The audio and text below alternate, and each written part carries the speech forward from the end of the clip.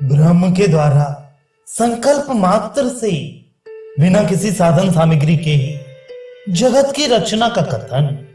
विधान दर्शन दूसरा अध्याय पहला पाद 24वां सूत्र। यदि कहो कि लोक में घट आदि बनाने के लिए साधन सामग्री का संग्रह देखा जाता है, किंतु ब्रह्म के पास कोई साधन नहीं है, इसलिए ब्रह्म जगत का कर्ता नहीं है, तो ऐसा कहना ठीक नहीं है। क्योंकि दूध की भांति ब्रह्म को अन्य साधनों की अपेक्षा नहीं है। व्याख्या।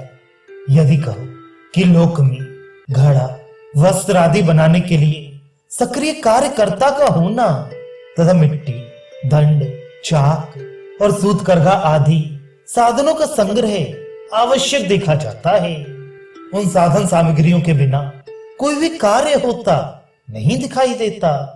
परंतु ब्रह्म को एकमात्र, अद्वितीय, निराकार, निष्क्रिय आदि कहा गया है। उसके पास कोई भी साधन सामग्री नहीं है, इसलिए वह इस विचित्र जगत की सृष्टि का कार्य नहीं कर सकता।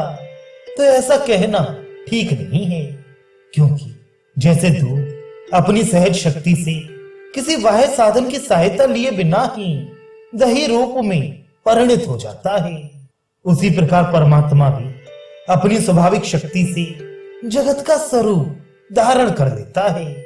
जैसे मकड़ी को जाला बनाने के लिए किसी अन्य साधन की अपेक्षा नहीं होती, उसी प्रकार परब्रह्म भी किसी अन्य साधन का सहारा लिए बिना अपनी अचिंत शक्ति से ही जगत की रचना करता है। श्रुति परमेश्वर की उस अचिंत शक्ति का वर्णन इस प्रकार करती है। उस परमात्मा को किसी साधन की आवश्यकता नहीं है, उसके समान और उससे बढ़कर भी कोई नहीं देखा जाता है। उसके ज्ञान, बल और क्रिया रूप स्वाभाविक पराशक्ति नाना प्रकार की ही सुनी जाती है। यहाँ यह जिज्ञासा होती है कि दूध, जल आदि जड़ वस्तुओं में तो इस प्रकार का परिणाम होना संभव है, क्योंकि उसमें संकल्प पूर्वक विचित्र रचना करने की प्रवृत्ति नहीं देखी जाती।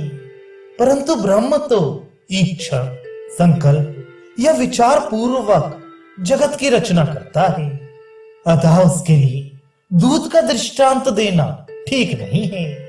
जो लोग सोच विचार कर कार्य करने वाले हैं, ऐसे लोगों को साधन सामग्री की आवश्यकता होती ही है।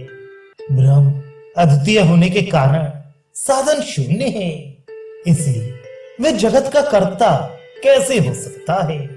इस पर कहते हैं 25वां सूत्र।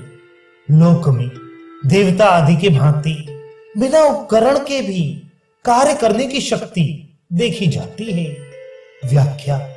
जैसे लोक में देवता और योगी आदि बिना किसी उपकरण की सहायता के अपनी अद्भुत शक्ति के द्वारा ही बहुत से शरीर आदि की रचना कर लेते हैं, बिना किसी साधन सामग्री के संकल्प मात्र से मनोवांछित विचित्र पदार्थों को प्रकट कर लेते हैं, उसी प्रकार अचिंत्य शक्ति संपन्न परमेश्वर अपने संकल्प मात्र से यदि जड़ चेतन के समुदाय रूप विचित्र जगत की रचना कर दे, यह स्वयं उसके रूप में प्रकट हो जाए, तो क्या आश्चर्य है।